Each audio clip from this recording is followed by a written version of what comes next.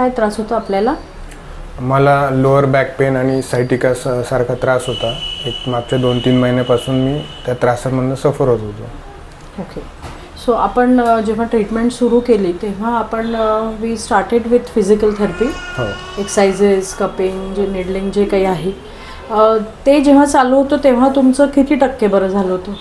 ज्यावेळेस आपण फिजिकल करत होतो त्यावेळेस 40 ते 50% कमी झालं होतं. म्हणजे आपण जे 10 दिवस केले सगळे फिजिकल व्यायाम तर त्यावेळेस 50% ओके आहे. हां. आणि परत दुखणं सकाळी येत होतं का जेव्हा फिजिकल चालू होतं तेव्हा? हां, सकाळी उठल्या थोडंसं वाटायचं. मग व्यायाम वगैरे इथे येऊन सकाळी केल्यानंतर मग पुन्हा दिवसभर काही स्पाईनमध्ये मॉर्निंग स्टिफनेस फील होता.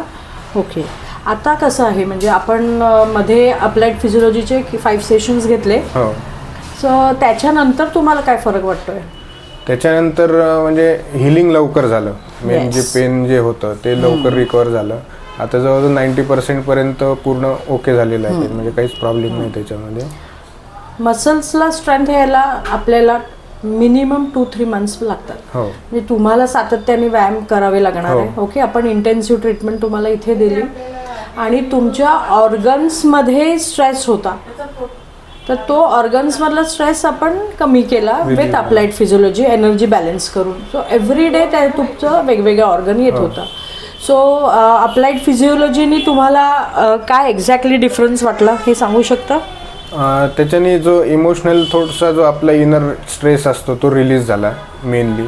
म्हणजे जो फिअर असतो जसं मी तुमच्याशी बोलताना बोललो होतो किंवा बाकीचे इश्यू थोडेफार होते त्याच्यातनं एक रिलॅक्स वाटलं की नाही आपण लेटिंग गो जमत नव्हतं तुम्हाला. लेटिंग गो ह्याच्यातनं आपण बाहेर पडून चांगलं हे करू शकतो. एक थोडासा कॉन्फिडन्स आला त्याच्यातून. म्हणजे जेव्हा इमोशन्स तुमचे होल्ड होते ते मसल्समध्ये पण होल्ड राहतात आणि ऑर्गन्समध्ये पण होल्ड राहतात आणि तिथली एनर्जी कॉन्स्टंटली इम्बॅलन्स असते. So we took out that emotions. Okay. मग आता परत इमोशन्स आले तर काय करणार? ते तर येणारच आहे. आता मी थोडी परमनंटली तुम्हाला ठीक करणार आहे. काही ना काही तुमच्या लाईफमध्ये अप अँड डाऊन होणार आहे, सगळं होणार आहे. मग काय करणार तुम्ही?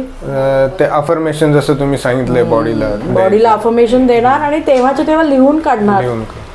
ते जे काही स्ट्रेस झाला आजचा आज लिहून काढायचा आणि शांतपणाने त्याच्यावरती विचार करायचा की तो कसा आपण काढून टाकू आणि आपलं काही त्याच्यात चुकलंय का. म्हणजे मग परत हा जो साठलेला पेन आहे तो परत असं काही येणार नाही. म्हणजे